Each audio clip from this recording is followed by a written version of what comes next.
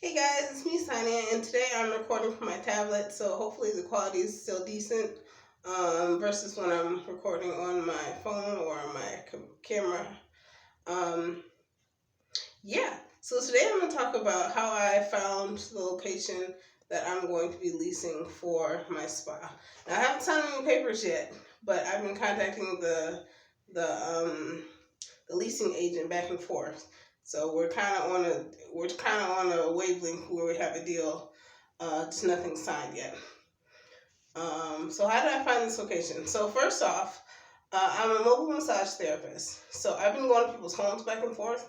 So I live in Michigan, specifically Detroit, Michigan, and so that's a lot of gas because I drive from the east side to the west side. I drive from Detroit and beyond. Like I drive 30 minutes out from Detroit, and that's a lot of wear and tear on my car, especially in the wintertime. It's a lot of driving because people drive a little bit slower in the wintertime, so it's a lot of traffic and stuff like that. So I decided that I want a permanent location somewhere so that I can still do mobile massages, but I could also have people come to me, and then I can charge less because I charge more for people going to their homes and stuff like that. But how did I find this location? So basically, I went online and I was Googling commercial leases here and there.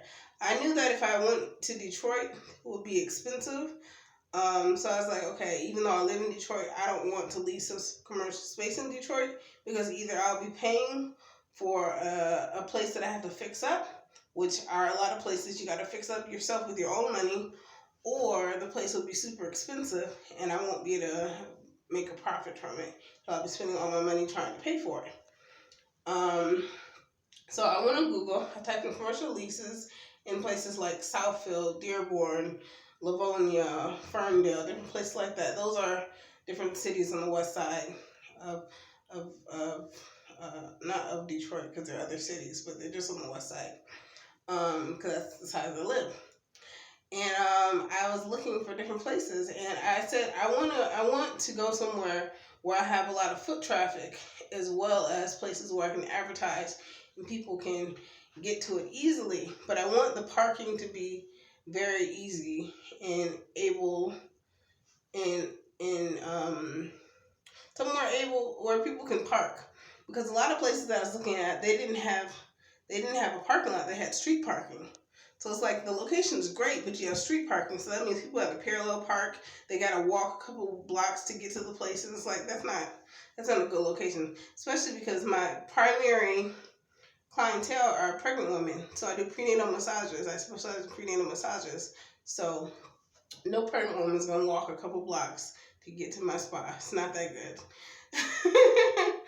And so I was like, okay, I need a place where there's a parking lot and that is accessible to people from the street. So like if someone has to take a bus to my spa, can they get to a bus station from where my spa is? So I decided to get on a main street. So that was my main thing, and then a place with a parking lot. So that eliminated a lot of places because a lot of places are on the street, but they have street parking. So then I said, okay, I want a place that has a lobby and a room. It doesn't have to have, 5, 6 rooms because a lot of medical spaces have 5, 6 rooms that you're paying for. And I was like, I can't afford 5 or 6 rooms. I don't really need them. I just need one singular room in a place where people can wait in the lobby and maybe a place for receptionists. So that eliminated a lot of places too. And then I said, would it be even better if I had my own private entry to the place? So it's not like people have to go into a building, then they have to find my suite, and they have to do all this.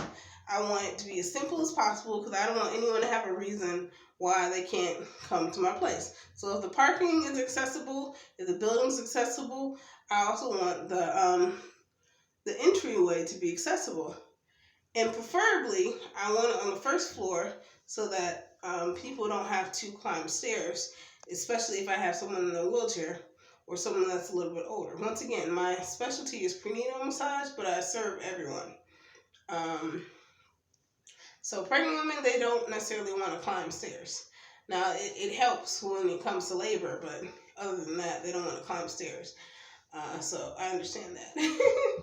So I eliminated a lot of places that had everything else that I didn't want, like stairs and suites that are inside a building, that people have to actually search to find the suite, and street parking and all that stuff. So I limited all that.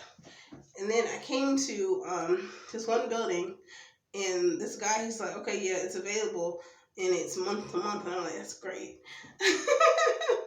That means no contracts.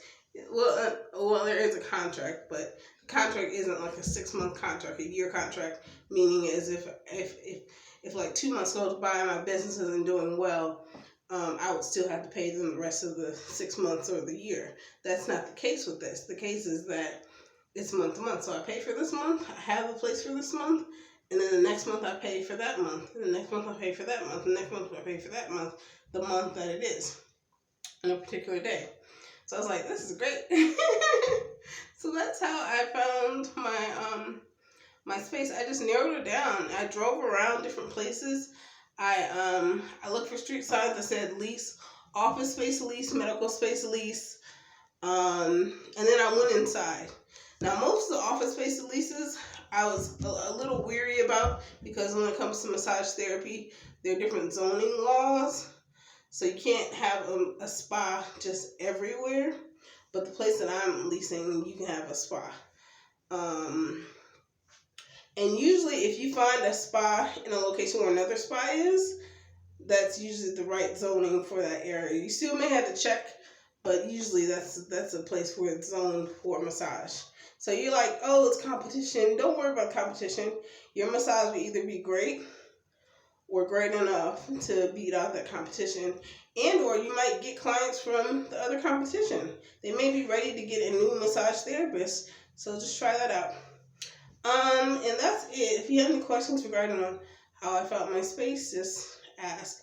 Or also, I have one more thing. So funding. Maybe wondering, okay, now let's say I found a space, but I don't really have the money for it. This is the time where you should do what I did. So basically, I went on Facebook and Instagram, and I cut my prices.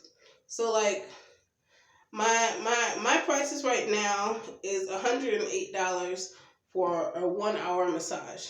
Now for mobile massage, that's cheap, because most mobile massages are like $150 and up. But I keep it at $108 because honestly, the labor, I don't really need to pay myself a whole lot.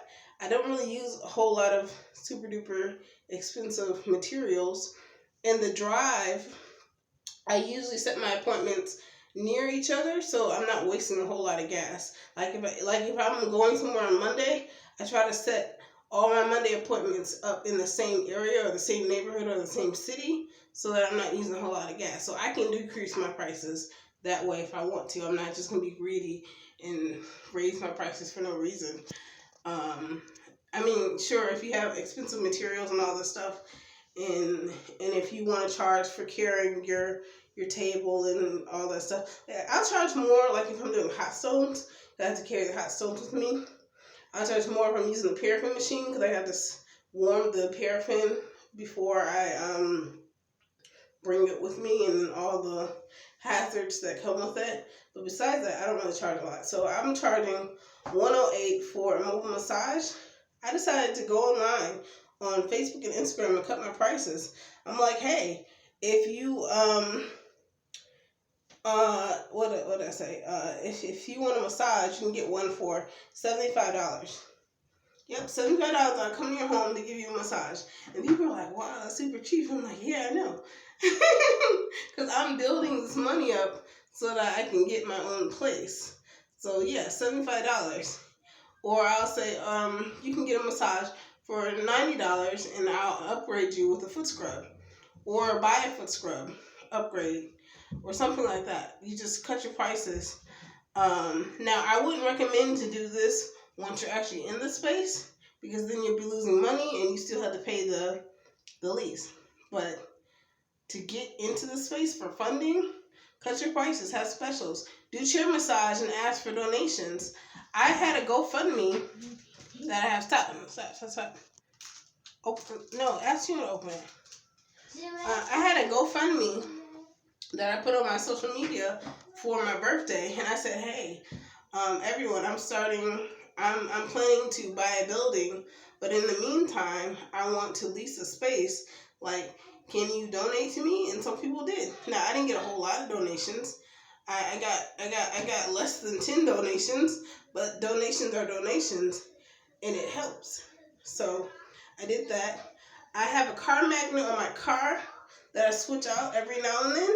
So when I want to have a special, I put my special car magnet on the car, and when I want to have regular prices, I put my regular car prices on the car, and it works. People would just be driving by, they'd be like, "You have a massage for $75?" And I'm like, "Yes." They're like, "Do you have any cards?" Now, for me, I don't use cards. I use an app called Popl, Popl. And it basically allows the person to scan a barcode, and then all your information will pop up on their phone. So I could put that barcode on my car. That would be smart of me. I just haven't done it. But they're like, "Yeah, do you have a car?" I'm like, "No, but I have a website. And from my website, you can add all my information." So they usually take my website down and get in contact with me that way. But yeah, try any and everything for funding. Any and everything, as long as it's legal and it sticks with your morals. Any and everything. Like I went to the Veterans Hospital in Detroit, and I did volunteer chair massage. And some people didn't want chair massage because they're traumatized and whatnot. But other people were like, "Yeah, sure, I give chair massage and it's free too. Okay, let me tip you $20. Let me tip you $10. Let me tip you $50." Like, because it's a free massage, they're gonna tip you. So I just took that money and I said, "Yeah, it's my time that I'm using for free, but they're gonna tip me, so it works out." I also would tell people when they got the chair massage, like, "Hey, I'm Sonia. This is the type of massage I do. And yeah, you're not a pregnant woman, but if you know you're a pregnant woman, can you pass along my name and my number?" And they were like, "Yeah, sure." And then someone were like, "Hey, do you do mobile massages?" And I'm like, "Yes, I do." So I got clients that way. I would do massages mobilely for them. I go to their homes because they need massages. And sure, they're not my ideal client. They're clients and they're paying money, and that money helped me open my spa. So that's as far as funding and finding my spa, that's what I have for you. If you guys have any questions, put it in the comments box, and I'll see you next time. Bye-bye.